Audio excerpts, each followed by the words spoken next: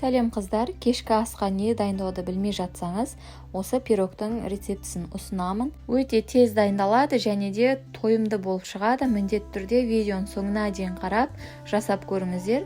Қыздар, менің каналыма тіркеліп, қоңыраушаны басып қойды ұмытпаңыздар.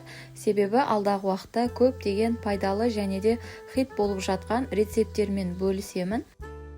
Пирогтың қамырын жасауға кірісеміз. Ол үшін бізге қажет айран, ұн, жұмыртқа, ас содасы, тұз және де май керек болады. Барлығының грамдарын төменде описанияда жазып қалдырамын. Айранға ас содасыны, тұзды және де жұмыртқаны салып, жақсылап венчикпен араластырамыз.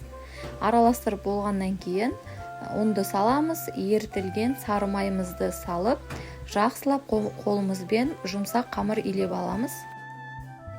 Қамыр дайын болды. Енді оны бетін пакетпен орап 15 минутқа демалдырып қоямыз. Оған дейін біз салмасын дайындаймыз. Ол үшін бізге қажет фарш, ұсақтап туралған пияз, картоп және де тұз, қара бұрыш және де паприканы қолдандым. Барлығын бірден ыдысқа салып, жақсылап қолымызбен араластырып аламыз.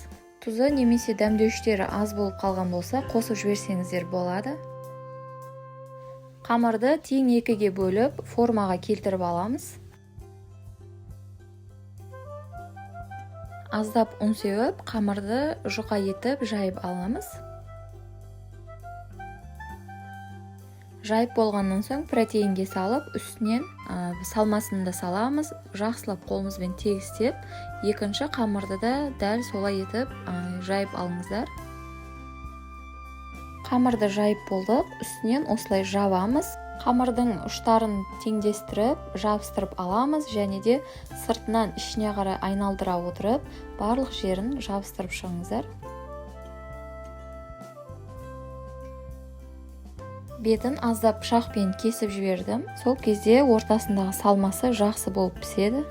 Жұмыртқаның сарысына бір ас қасық сүтті құйып, жақсылап араластырып, қамырдың бетіне жағып аламыз. Сол кезде әдемі болып қызарып піседі. Бетінен ақ күнжітті сеуіп, 180 градуста қызып тұрған пеште 40-50 минуттай пісіріп аламыз.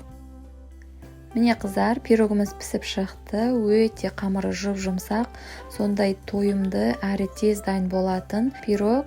Міндетті түрде сіздер де жасап көріңіздер. Рецепт ұнаған болса, жақындарыңызбен бөлісіп қойыңыздар. Келесі видеода мен 8 наурызға арналған 8 деген сан тортын жасап көрсетемін. Сол видеода кездескенше сау болыңыздар.